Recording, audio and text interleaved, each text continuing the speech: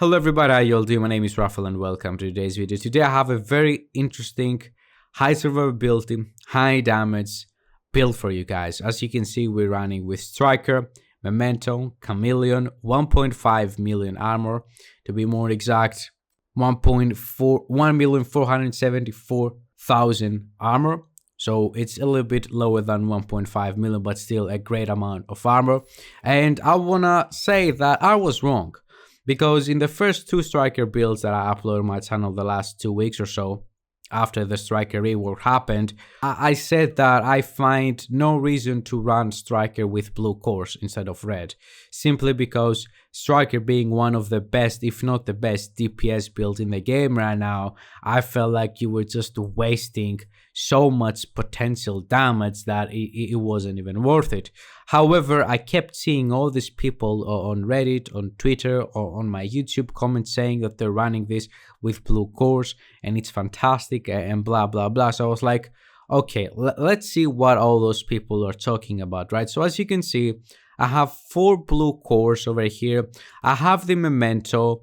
We have a Bellstone Armory piece, which, to be honest with you, it's not the best option.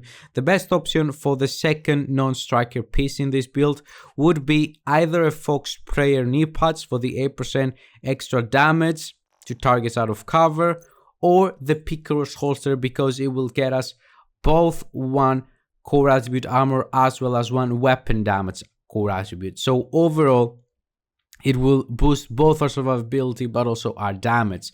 The only reason I'm going with Bellstone Armory, and this is very, very stupid, but it's what I like, it's because I like seeing my armor regenerate up really, really fast. And that 1% combined with the 3% from the Memento takes my armor regeneration all the way up to 4.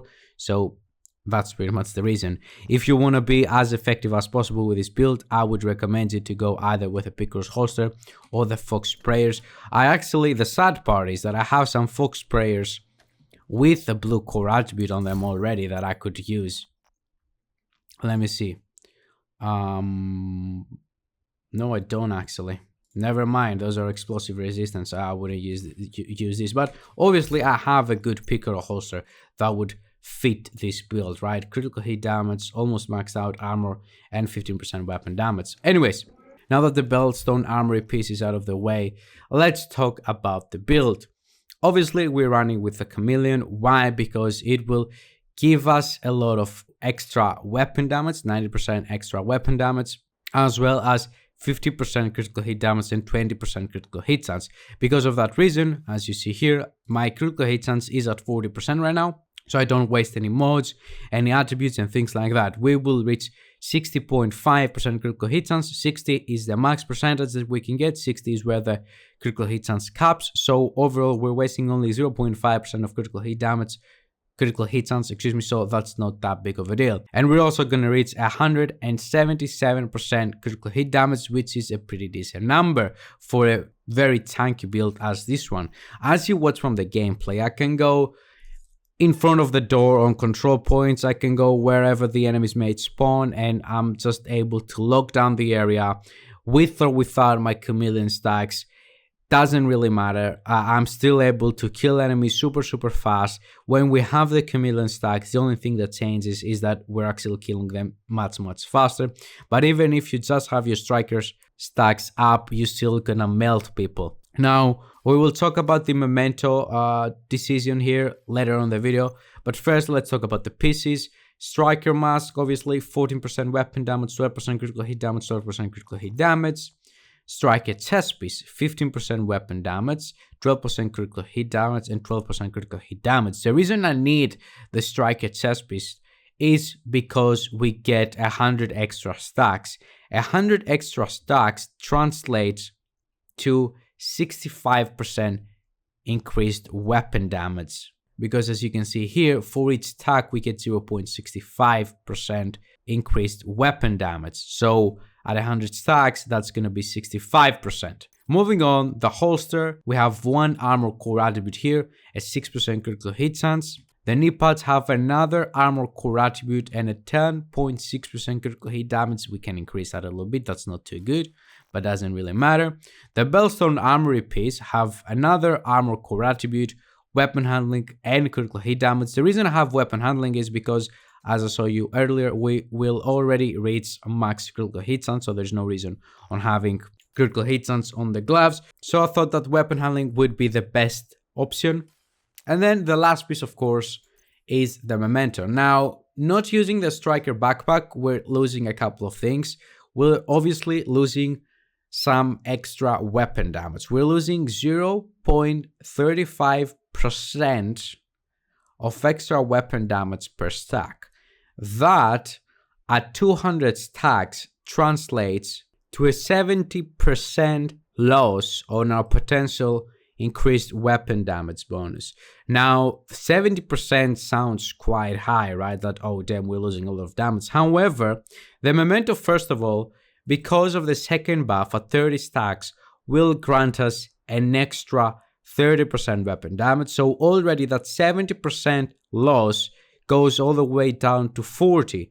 And now the short-term buff, which as you saw from the gameplay, it's super easy to maintain and keep picking up those mementos because we are already in the enemy's face. So the trophies are actually right in front of us, so we can pick them up very easily. And second of all, because we're killing enemies so fast, we're gonna have it up for the most part of the fight, right? So the short-term buff, as you can see here, enemies you kill drop a trophy on death. Collecting trophies provides both a short-term and long-term buff, the first of which scales with the number of core attributes and lasts 10 seconds. So for each red core attribute on the build, we're gonna get plus 5% weapon damage. Now, if we see how many core attributes we have on the build, we have 3, so that's 15%. 15% plus 30, that's 45% weapon damage. So all of a sudden, the 40% loss that we have from not using the Striker backpack suddenly goes down to just 25%. Which, if you think about, it's not that huge of a deal, because yes, true, 25% of increased weapon damage would be nice to have on this build.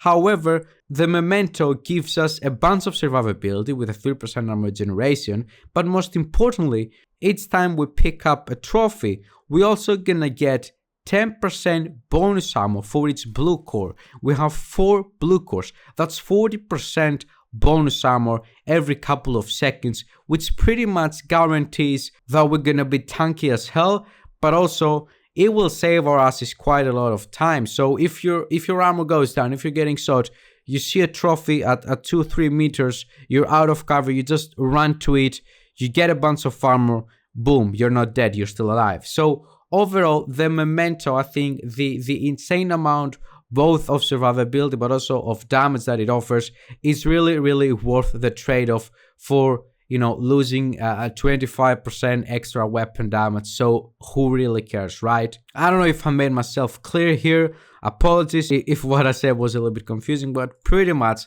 Memento will offer us for most part of the fight, right? When we have full trophies, it will offer us 45% weapon damage and 40% bonus armor every time we pick up a trophy, as well as 3% armor generation, when in reality, the Striker backpack would only offer to us a 70% increased weapon damage, which, yeah, is a lot of damage, but for this build over here, it's not anything crazy, right? This build doesn't go for as much damage as possible, obviously. We're aiming to have a balance between damage and survivability, and I think that this combination over here achieves that.